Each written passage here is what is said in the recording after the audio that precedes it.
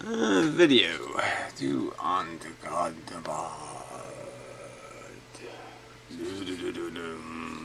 Anyway, video, I suppose. Good enough. Alright, so,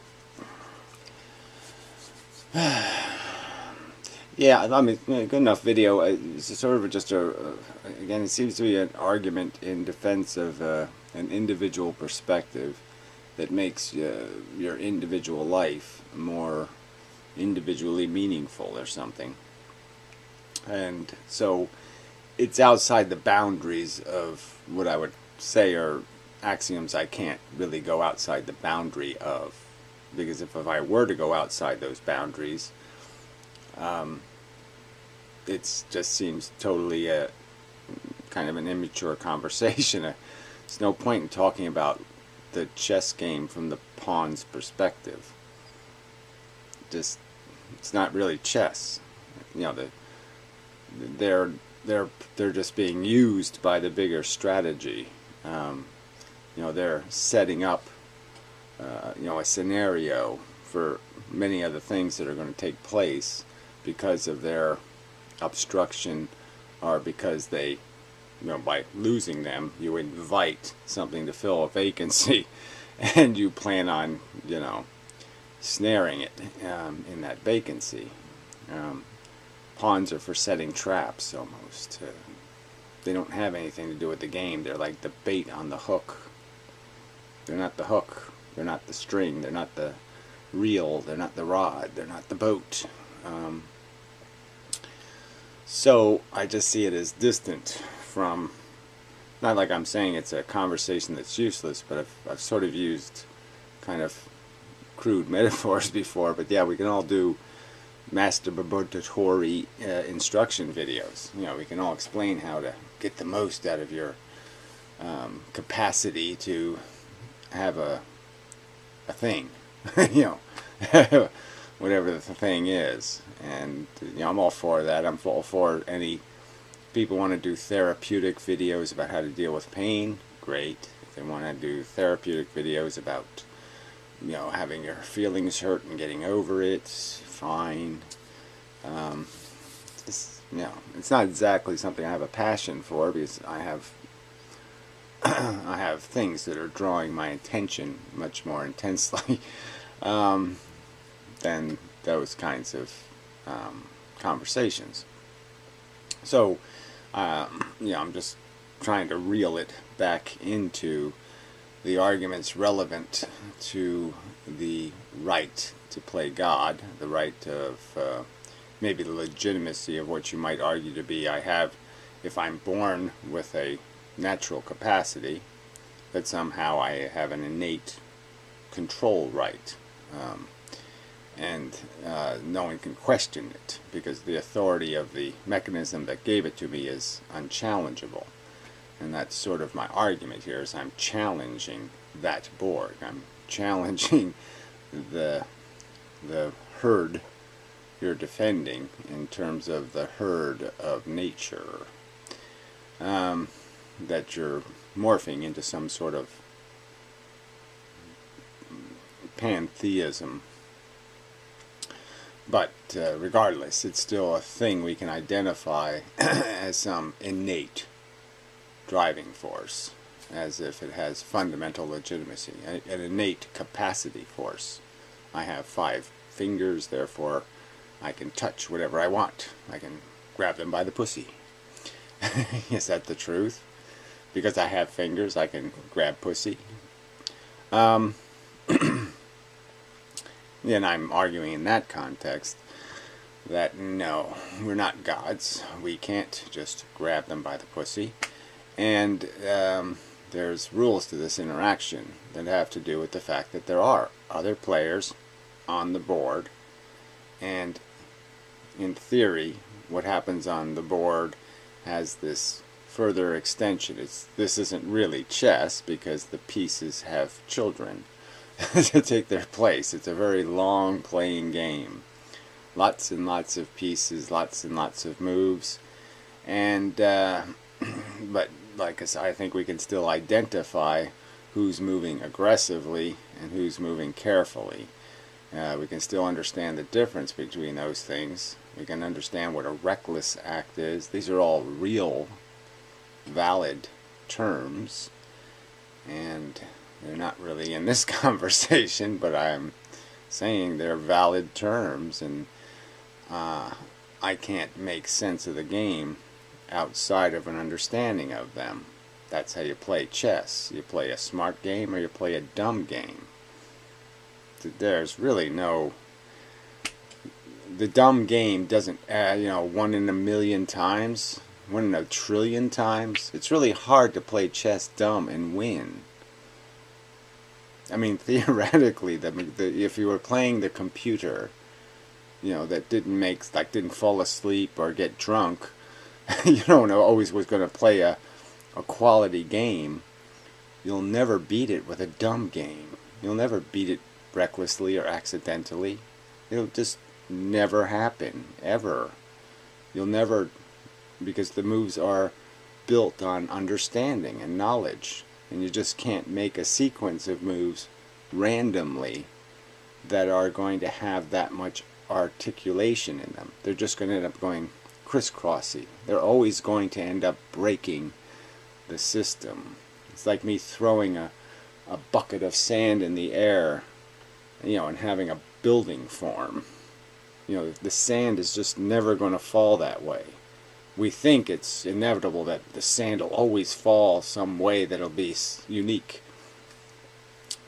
But there's some patterns it'll never fall into, just because the laws of averages destroy the possibility of it. There's too many coin tosses, and you're just going to end up with a heads in the wrong place. And one card out of place in the house of cards, and it's done. It's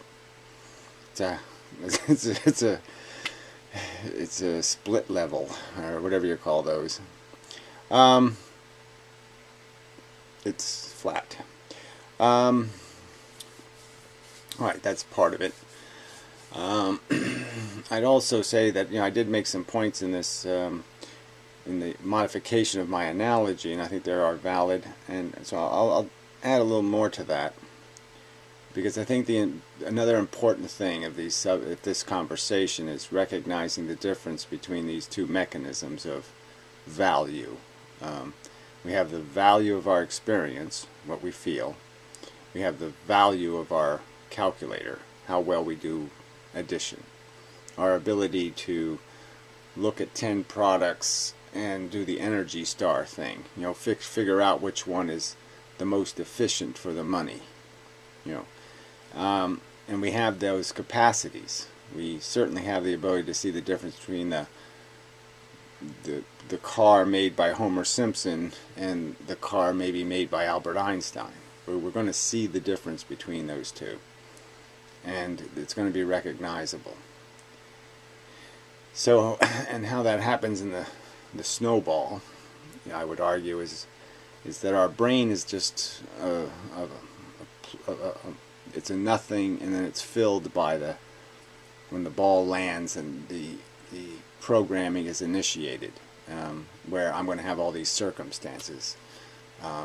Exposure. I end up going to a petting farm at some point in my life, and I realize that little baby cows are alert and full of life, and it's only when they get older and they're just doing this feeding thing constantly that their brain sort of has to turn off and they become a little dull and empty. But they're still in there. It's just that the Borg has taken them, and it's forced them to go into the role play. But you can see in their youth they're not role playing because they're free of the grass. They don't have to graze. They have the milk. So now they have time to be some other kind of animal than something that's totally living internally. And that's sort of what cows is what happens to cows. If you're just eating grass all day, you really do have to have a movie running inside your head or you'd go insane. So, some kind of accident of circumstance will create some sort of knowledge, and then you'll put that together with something else, and then you'll end up a vegetarian, but you'll do the math. And that's all you're doing. I'm not doing some kind of it came from me. No, it came from experience, and the experience was part of the finding the energy star compliant device, knowing the difference between an Einstein idea and a Homer Simpson idea. And so it's funny how I still use Einstein as an example of a guy who was really smart, and it kind of turns out Einstein, in my opinion, was wrong about everything, just about. I mean, everything beyond saying the word photon and getting that right. He got just about everything else wrong. It's just so ironic. But anyway, as a rhetorical tool, then the word still works, I guess. I guess it won't stop working until, I actually prove the point. Then it's going to be a problem for everybody. Because everybody's going to have to keep saying, oh, but wait a minute, yeah, he wasn't too good after all. Which sort of fits into what you're saying, but obviously it's, I'm still going to argue that the fact is the car engines last, 100 times longer than they did 50 years ago, and there's all kinds of standards for the measurement of progress. So I think it's just undeniable.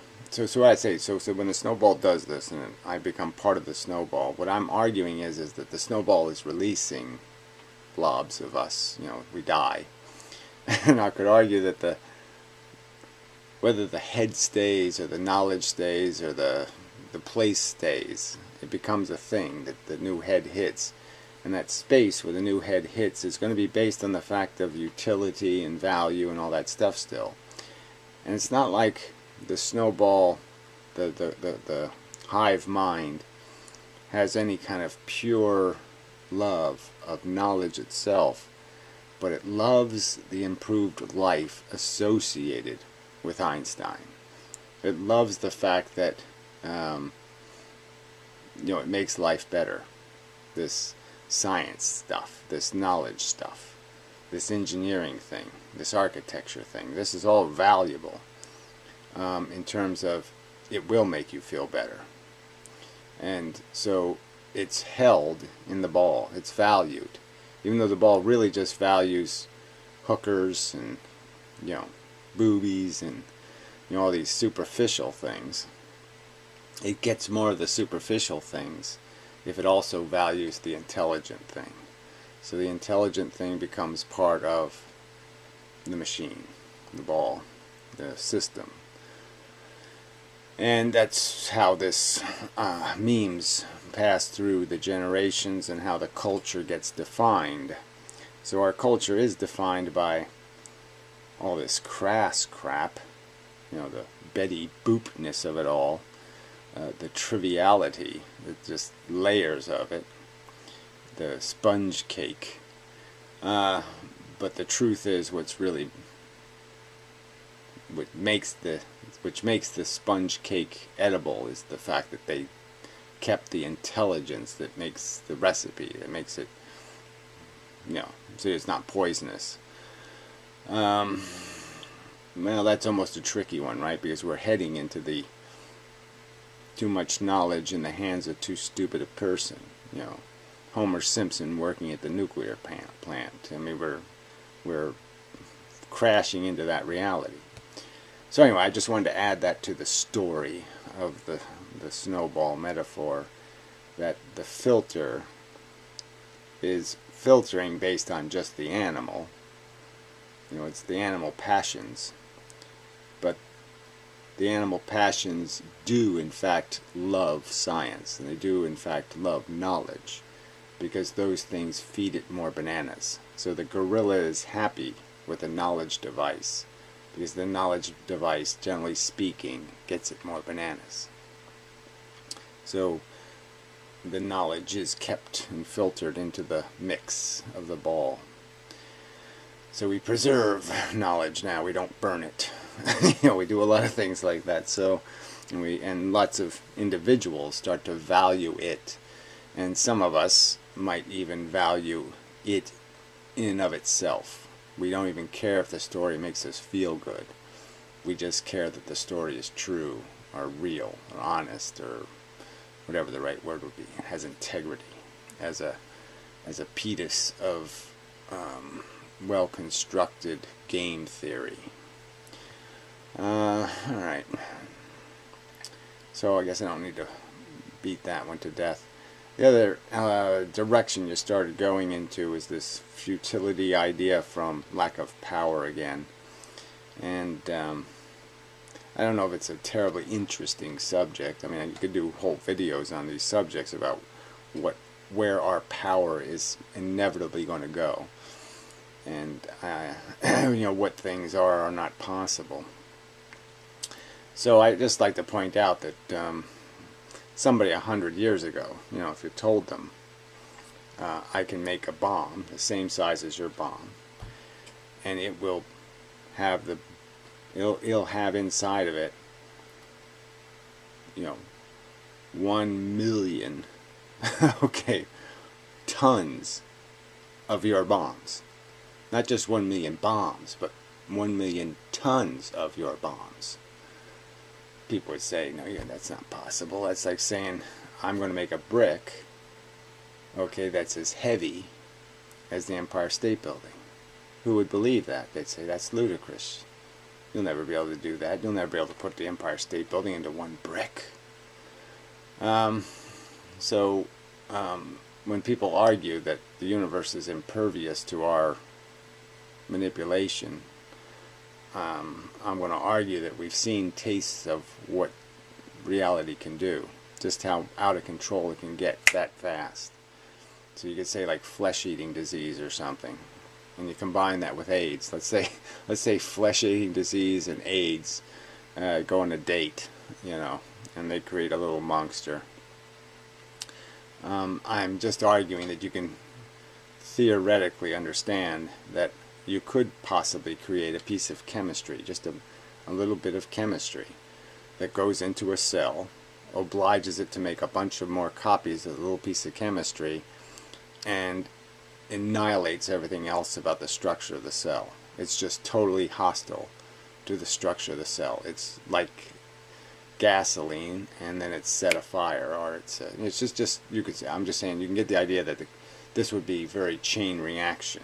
If it goes into the cell, makes 1 million of the same thing that went in, and the cell blows up, and now 1 million of these little chemicals are released, you can get the idea that pretty soon there's not going to be anything alive if there isn't a mechanism to stop it. And you could theorize that there'd be no time for a mechanism to be developed, and something like that could just wipe everything out that fast. The power of a well-designed piece of nanotechnology. And so I could argue to you that there may well be physics that allows you to create chain reactions in less dense matter. So instead of having to go with some kind of highly radioactive and unstable element, you will be able to do your alchemy on something that's much more common, carbon. If I create a seed bit of radioactivity that causes carbon atoms to lose their neutrons and lose their function in some sort of reliable and consistent way, not 1 in a million atoms or 1 in a billion, but 50% even. There's nothing. It's like a sci-fi version of the Big Tear or the Big Rip or something. All of a sudden, huge sections of the universe could fall right apart, turn back into photons, and that radiation itself would be so hostile to the rest of the matter that it might just wipe everything else out in and of itself, just the radiation alone. So I'm just saying there are scenarios for this power, because the power is just built into the security of this fundamental system. And I would argue that the fundamental system wasn't designed knowing about spammers and hackers and all of that stuff, so it could have lots and lots of gaping openings for exploitation by somebody with some knowledge. So I'm just saying, I don't think there's any reason to presume that somehow nature has locked it all away, and that we can't access, we can't hack it, we can't, infect it with self-destruction. Yeah, so I just wanted to point that out. So the other fundamental question, just as fundamental as understanding the difference between the mechanism that allows us to add 2 plus 2, or to kind of objectively judge the difference between 5 appliances, not worrying about what does my heart say, but you just go with what your brain says. The fact that there is this difference between the elements of our psychological function. There's the difference between this individual thing you're living and the understanding that you're doing it in the context of a crowded world and a very crowded future, even bigger future. And as you pointed out, just as you can say, because you have knowledge of donuts being tasty but junk, you have evaluated that that's not Energy Star compliant for you to feed your engine donuts. That it says right in the owner's manual almost, don't feed your machine donuts. You got to put good fuel in it, not crap. So you can figure that out. You can lose weight, you can maintain structure and performance. And these are facts. And you do that because you had knowledge. You don't do it because of something magical. The determination that you would become informed was part of your exposure. The information is rational and logical and causes an effect on your brain. Your brain recognizes a truth and it acts accordingly. And that's my argument here, is you're arguing that there's no act accordingly truth here about statements about, well, I'm not God. The world is obviously a shabby nest. Question, should eggs be laid in it? I mean, I don't see any long-term purpose. One of these eggs is always going to be laid on the edge of the cliff eventually. So this chain reaction of egg laying is only going to get some poor chick laid on the edge of the forever cliff. So what am I doing? These chicks aren't going anywhere but over the cliff. Both individually and collectively as a game played. There will be no victory on this board. There's just going to be pieces knocked over, as I stated before. And where's the reason for the action? And if you're just going to defend the action as nature says so, I'm going to argue that you can only do that because you're denying the intelligence that's swirling around us, saying nature isn't a justification. 5 fingers does not mean grab them by the pussy. That's a violation of the rules, okay, the game rules that we know to be reasonable. You don't drink and drive, you don't molest kids, there's just all this stuff you just don't do. There's no reason to believe it has any performance hope. There's no reason to believe you can win any kind of game with that kind of performance initiative. It's a bad initiative. Can't work as an improvement in the reiteration of this fart. Yeah, so maybe that's all I need to say.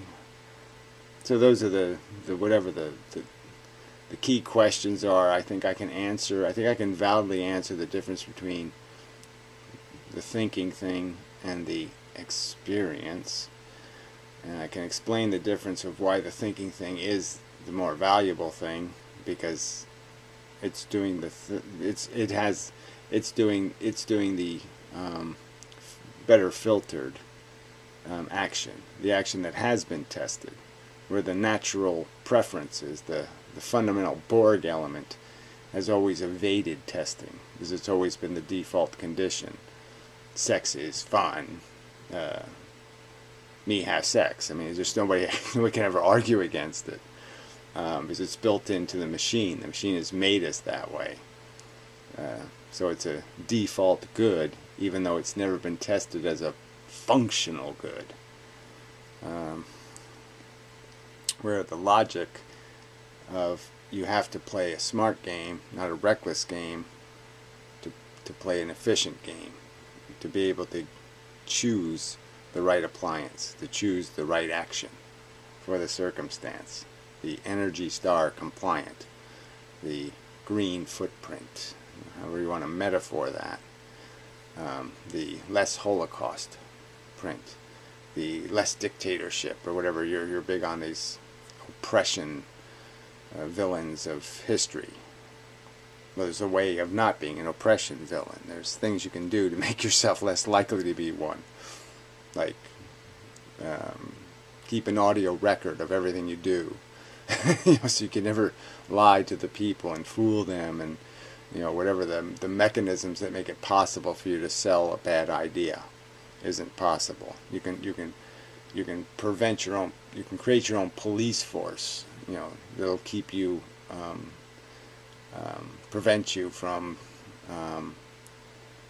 being infinitely corrupted by infinite power or some kind of stupid thing. There's mechanisms, and